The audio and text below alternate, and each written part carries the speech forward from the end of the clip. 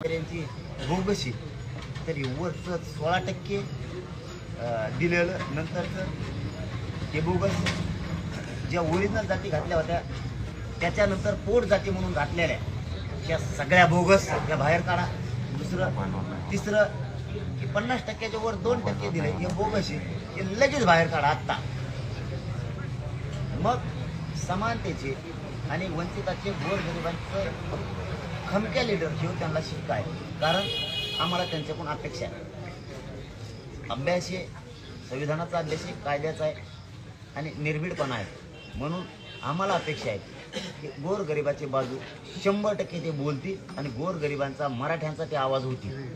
शेवटी निर्णय त्यांचा। चलो धन्यवाद। शिंदे समिती जी आहे तिला एप्रिलपासून मुदतवाढ दिलेली नाही, त्याच्यातल्या एका अधिकाऱ्याशी बोलणं झालं। त्या अधिकाऱ्याचं म्हणणं आहे पूर्वी 20 कर्मचारी होते, आता फक्त 2 कर्मचारी ठेवलेले आहेत आणि कुठलंही काम सध्या सुरू आहे। हे सरकारला मी सांगितलं होतं की नोंदी द्यायच्या बंद, नोंदी शोधायच्या बंद, रेकॉर्ड तपासत नाही आहेत। तुम्ही सेपरेट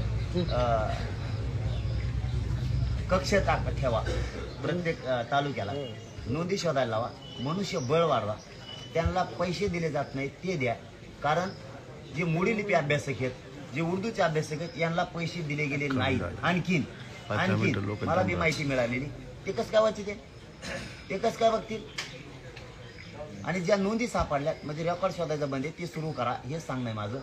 तुम्ही प्रमाणपत्रही द्या, व्हॅलिडिटी द्या ताबडतोब।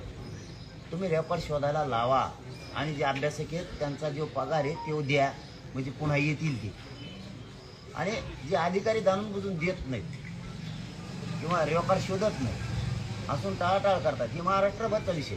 पश्चिम महाराष्ट्रात प्रचंड संख्येनं प्रमाणपत्र निघाले, व्हॅलिडिटी जाणून बुजून द्यायला, जाणून बुजून का अन्य माझ्या मराठ्यावर पश्चिम महाराष्ट्रातल्या, हे माझं म्हणणं आहे। त्याच्यामुळं तुम्ही हे तातडीनं सुरू करा। शिंदे समितीला मुदत वाढ द्या, पण काम झालं पाहिजे। नुसती मुदत वाढ द्या आणि ती मुंबईत बसव, त्या मुदतवाढीचा उपयोग नाही। आमचा रेकॉर्ड गॅजेट मी सगळं सांगितलंय ते पाहिजे, नसता हे आमरण उपोषण आता थांबत नाही। सरकारने सरकारचं बघावं, बाकीच्यांनी बाकीचं बघावं। आम्ही बघू कोणाला पाडायचं कोणाला निवडून आणायचं।